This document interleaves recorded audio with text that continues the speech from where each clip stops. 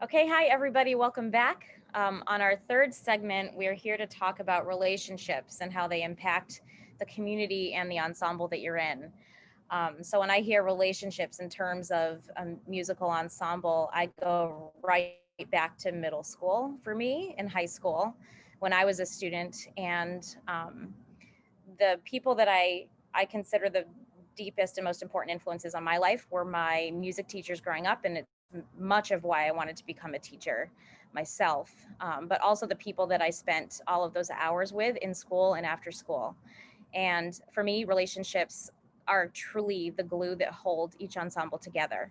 The music is always, for Belmont and Lexington, we're always going to be striving to be playing and performing at the highest level possible. That's a given. But the most important thing to nurture, in my opinion, are the people in it. So if you take care of the human beings and the people in the groups, the music is going to come.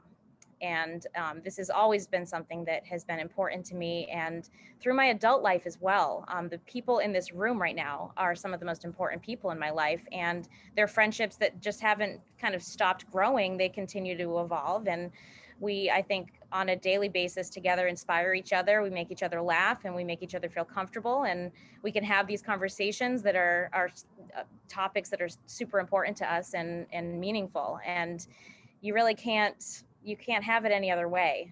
So I'd love to kick it off to Justin and see what he thinks about relationships. Sure. Thanks, Ellie. So, kind of going off of something I think you touched on in there, I think, and kind of also calling back to the previous sessions we've done so far, I think that, relationships are like the connective tissue between the elements that exist within a culture or a community. It's the conduits through which those values, those ideas, the leadership, the camaraderie, all of it passes through relationships to get from one person to another. And I think that, again, bringing it back to two of our earlier topics, it also becomes a chicken or the egg thing, not to overuse that metaphor, but relationships are as much a function of leadership and culture as those two things are of relationships. One enables the other, and it's hard to know which should come first. I would venture to say that in a brand new community where people haven't really met and don't know each other, it takes a few strong leaders to open up the lines of communication. But then again, that leadership falls to every single person. And once everyone opens up and starts having communication and interactions with other people through relationships and building relationships, that's when you see that culture really sort of blossom and grow. Thank you. I totally agree. I loved the word conduit in what you just said, because it's absolutely true. It has to be the way we take care of each other and react to each other. It's going to be the common thread through an actual rehearsal where we're playing music, or if you're on a bus to a away game or wherever you're going. That's going to be the defining like glue, like you said, that holds it together. I'd love to hear from Arto about this.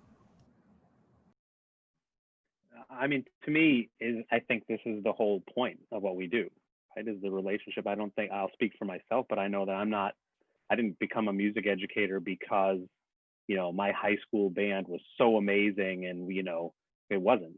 We had a very average high school band, and um, but I loved it. Had really great relationships with the teachers, and there was a good culture in it, and it just seemed to me like that's what I remember of it. And even through college, I remember, my best friends from college are the ones that sat in the saxophone section with me in the wind ensemble. And I don't really remember.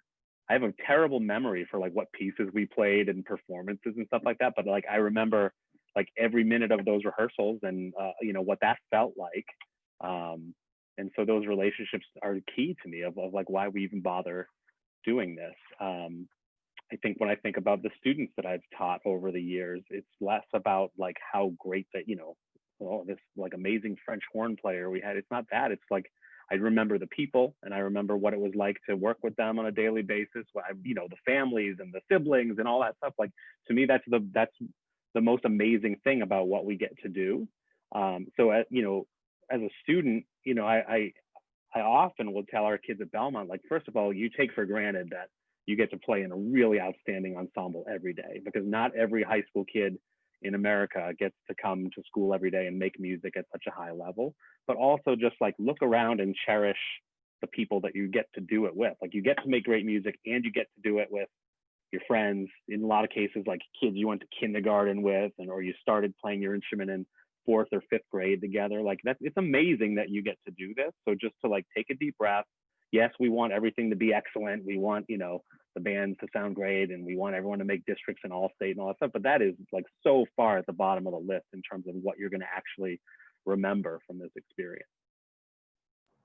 Part of that too, Ardo, when you said take it for granted, we can talk about that in both ways. We can talk about, you know, taking each other for granted, that in your high school experience, you have 4 years, right? So you have 4 years of rehearsals and concerts and trips and everything that being in an ensemble means. But at one point, those friendships don't stop, but there's going to be a point in your life where you're not going to come to that same place every day and see For those sure. people. I mean, and you know, and I was notorious amongst my students when I was a band director of like never being able to get through like that last rehearsal of the day the seniors leave. I was like, it was like a joke. Mr. A cannot get through this rehearsal without like being a blubbering mess, because you know, you get to know kids and develop those relationships, and to like, you know, that to me is like, that's why we do this. You know, it's not for the glory of being a high school band director. What glory? You know, it's like, what's the point of that? It's about getting to know people and building those relationships.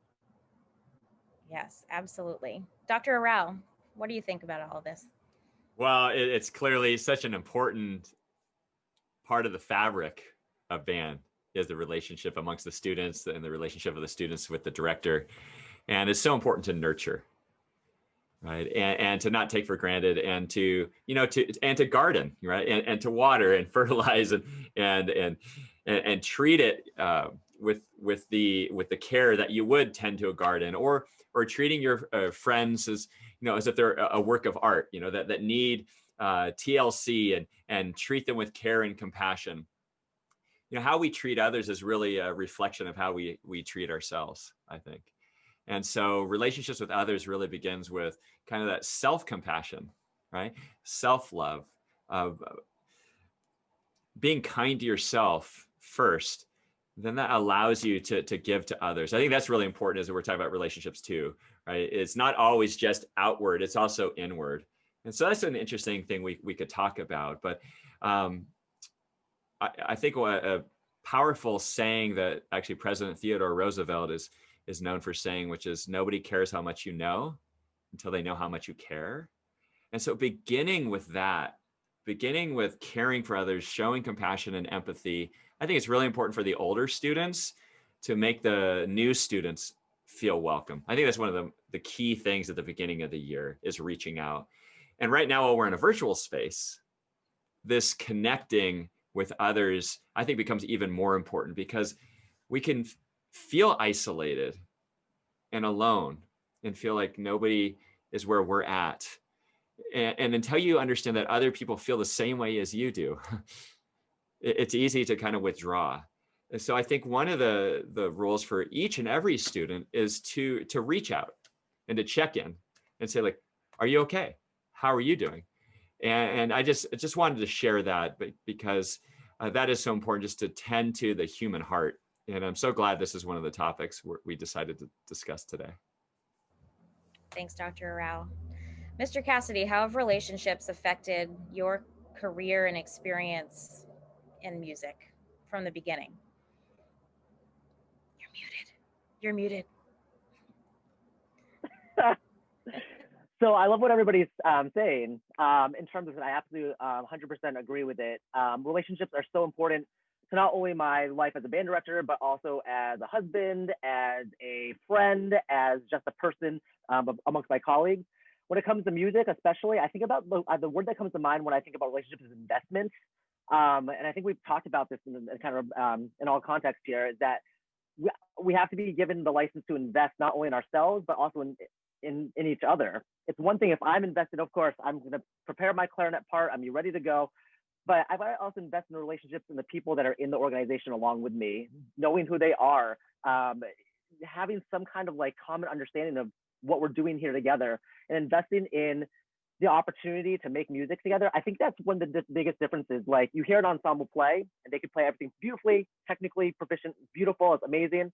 But you hear another ensemble and perhaps they might play technically proficiently as well too, or they might not. At the end of the day though, there's a difference in terms of feel when you see and hear two different kind of ensembles, one that's really invested only in the music and one that's truly invested not only in the music, but also in the musical experience and collaboration with each other. And I think that's something important that we got to keep in mind. I always say this to my students where, like, say for instance, we're all in a math class together. It doesn't matter that Ali, you get an A on the test, and Justin, you get a B on the test, and I get an F on the test. Ali still has her A. She's great. She's happy. You know what I mean? My failing grade is not going to impact Ali's performance in math. Okay. In this case, from a musical standpoint, yes. If I'm not prepared with my clarinet part, it will impact the overall feeling of the music and the execution of the music. Along with that, if I'm not going to also stand up and be a part of the ensemble and invest and be like, my role is not just to play the clarinet part, but my role is to participate and to collaborate and to connect. And without that, we're missing a big chunk of like the music making process that makes it all worth it. The magic of it, where you have high execution, yes, but at the same time, you're investing in each other, you're investing in the music, you're investing in the relationship. It's this common understanding. It's like the end of an amazing performance. There's nothing that feels that great without that kind of like collective, yes, we all were 110% in it, not just because of the music, but because of each other and for each other. You're so right. And while you were just talking, I was thinking about how unique this is to be able to have these academic classes in school and have the feelings that we do on a daily basis, and how I'm sure it happens in other core classes where you have memories of the people around you and amazing moments you've had and learning experiences. But I think it's safe to say in this room full of artists, speaking to you at home, also a fellow artist, that there's something very unique about how it feels to have succeeded or to have failed together as a group. But how you value and take care and nurture each other is really going to be the one thing that drives that home. So if anybody else has anything to add about relationships, we can go for it. But we're just coming up on our time. I just think that we have such an incredible opportunity to work with musicians, as a musician, as a director, as a student in an ensemble. When else do you have this kind of like collaboration, this kind of camaraderie in a way that you are being passionate, you're connecting with other people? It's amazing. We should all feel so blessed. Yeah. It's something to feel very grateful for. One final thing I just wanted to share, when everything seemed to have been taken away from us, mid-March 2020, when we were all sequestered to our homes and we couldn't get together and we couldn't make music together. I know for me, I valued relationships even more. Mm-hmm. It's almost like when things are taken away from you, you start thinking like, oh my gosh, I never should have taken that for granted. And one of the things I heard from a student was, hey, Dr. Rao, yes, I missed my friends. I missed my close friends for sure. But what's interesting? I miss the student that I might just get used to seeing in the hall every day and just kind of like a hi, but I didn't really know them. I miss that student too. Or I miss the student that I like never really knew, but I always saw them. I started wondering how they were doing. And so now that, we're starting to come back and we're getting back, whether it's virtual or in person, some kind of hybrid or whatnot, let's make sure that we treasure each other even more and never take each other for granted. Mm-hmm. I think this is one of the big lessons I hope we all take from this experience. I hope that we do grow as humanity, as human beings, to treasure one another maybe more than we ever did before. Agreed. Absolutely. Thank you guys so much for listening, and we'll see you next time.